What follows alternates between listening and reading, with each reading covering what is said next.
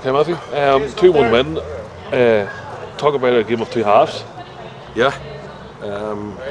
We were poor first half.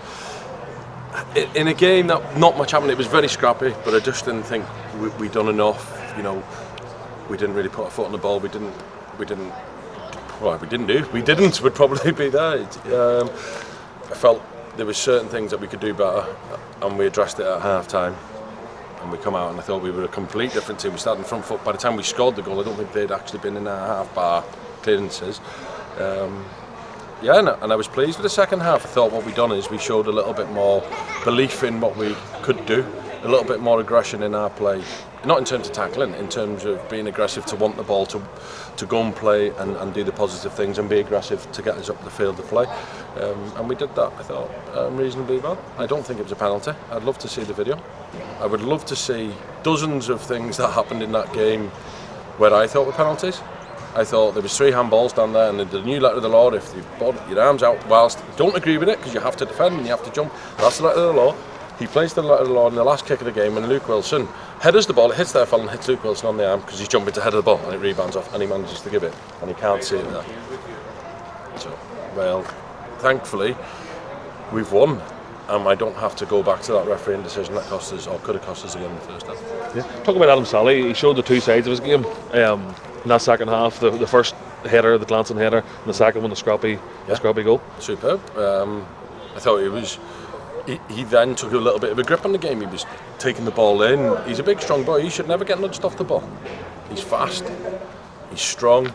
He's got an eye for goal. He's good in the air. He's 2 good feet. I'm talking about a fella here that could be the most complete centre forward in this country. But I need to see it out there. I've told them that they must be bored of me saying it. You only get what you've proof. You know, I can tell you I think he's a good player, he's a good player. I said, and we're a good team, but the only way you see it is out there. Proof is in what we do on the pitch, and that goes for all of them. You know, I went round them all and then thought he could have done better, Even after the win, I don't think we played well. I honestly don't think we've done as well as what we can do. However, I have to give Newry credit for that, because they come in here, they're not going to just let us go, let them play out and let them play 20 passes and go all the way forward. So we have to look at it from that point of view. What I am pleased about is that we showed again we've got a little bit about us in terms of determination and will to win. Talk about that save towards the end of the game. Bobby Edwards pulled it out of nowhere.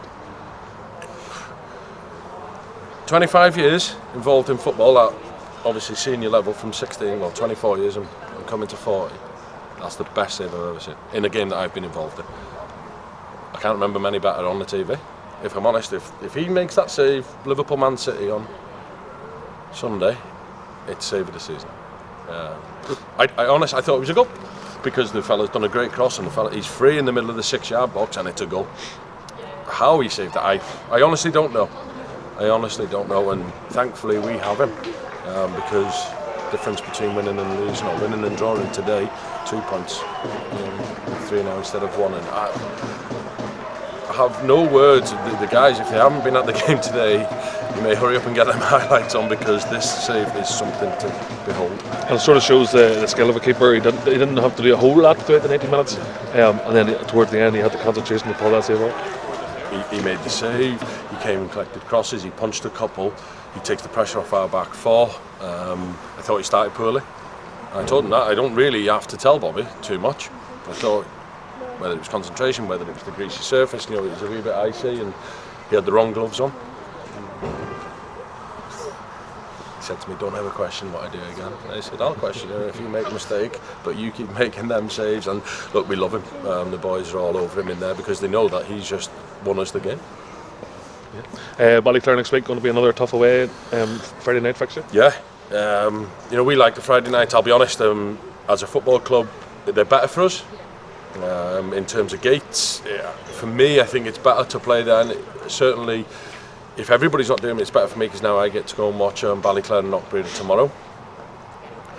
We wish we were in a situation where we could dictate that we played, but we can't, because whatever way the Championship rules are passed, I don't understand why they're different than the Premier League rules.